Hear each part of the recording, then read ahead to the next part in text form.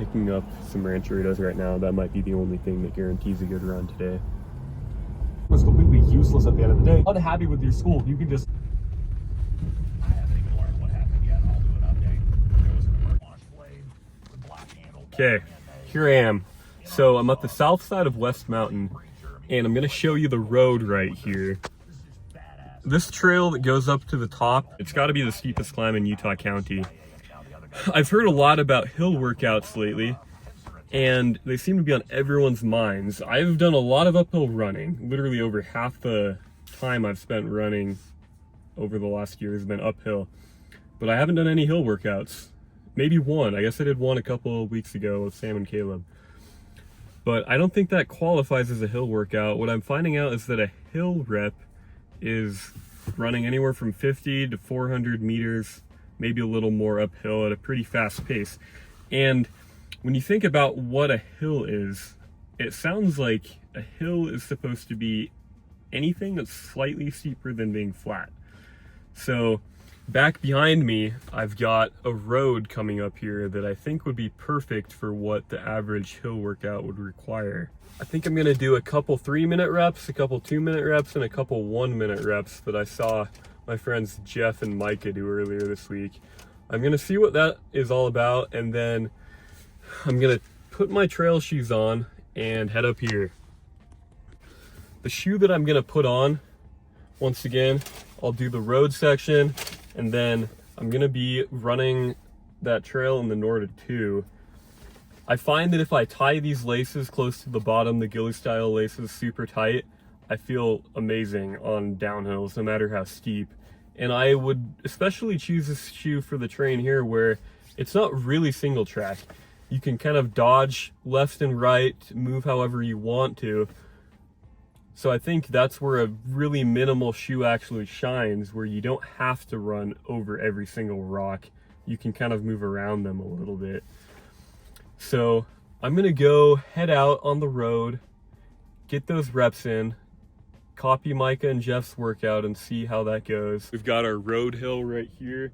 You can see it flattens out at the bottom. And then if we flip the camera, there's that trail mountain hill. So definitely a different type of climbing here. But from what I've learned, for mountain running, you need a little bit of fitness and a lot of adaptation and practice. Whereas for a road hill, you need a tiny bit of adaptation, but probably a lot of extra fitness to keep up the same pace as the grade changes. The requirements are a lot different. You're not expected to hold marathon pace on a 5-mile uphill climb during a race if you're on the trail. I'm gonna try them both out. On a 3-mile warm-up right now. The uphill grade is about 1.25 miles long. First 3-minute rep here.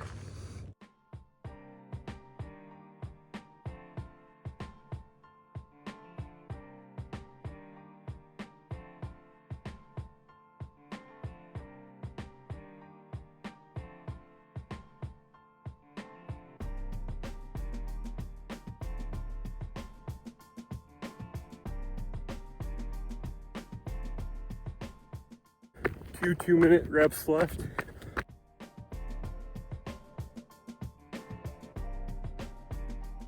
Okay, 5 by 1 minute now.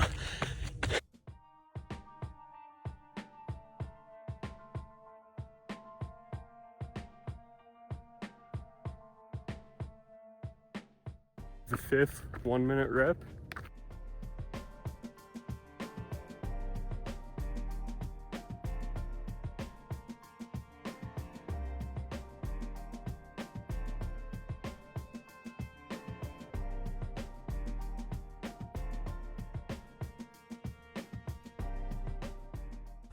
Starting up the trail section right now.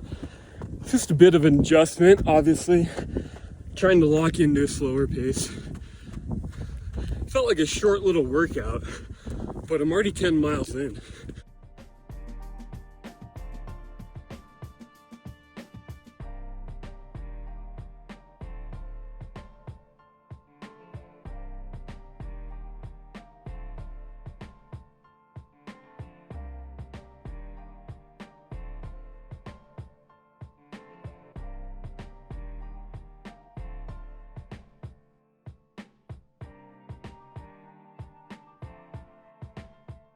about to top out here. I definitely fell into my stride. It feels pretty normal.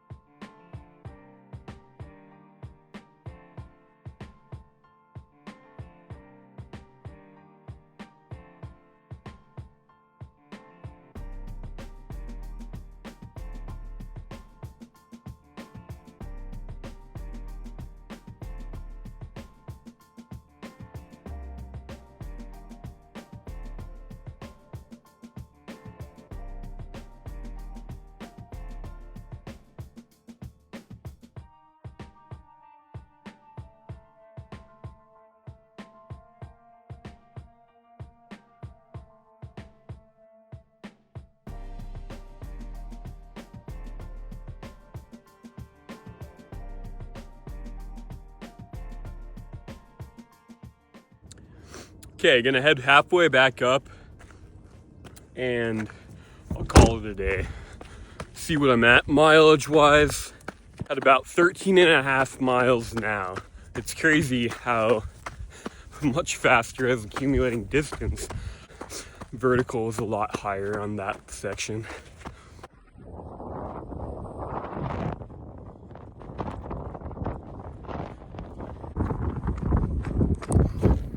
Well, it started as a half climb, turned into a full climb pretty quickly. So I'm gonna point out the hill.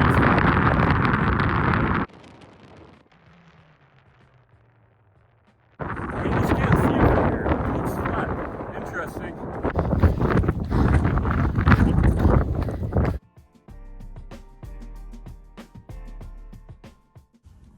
So there it is, a hill workout on the road and a hill climb on the trail. In all, it was 17 miles and 6,200 feet of climbing, according to my watch. That's nothing crazy. It's pretty typical. I found that neither climb was harder than the other for me. Obviously, it's hard to put all of your effort into 30 minutes of a climb. You have to portion it out. Whereas on the road, I felt like I was really putting more raw effort into every second of that. Honestly, I feel like if you are a mountain runner and you try doing a hill workout out on the road, you're gonna do just fine.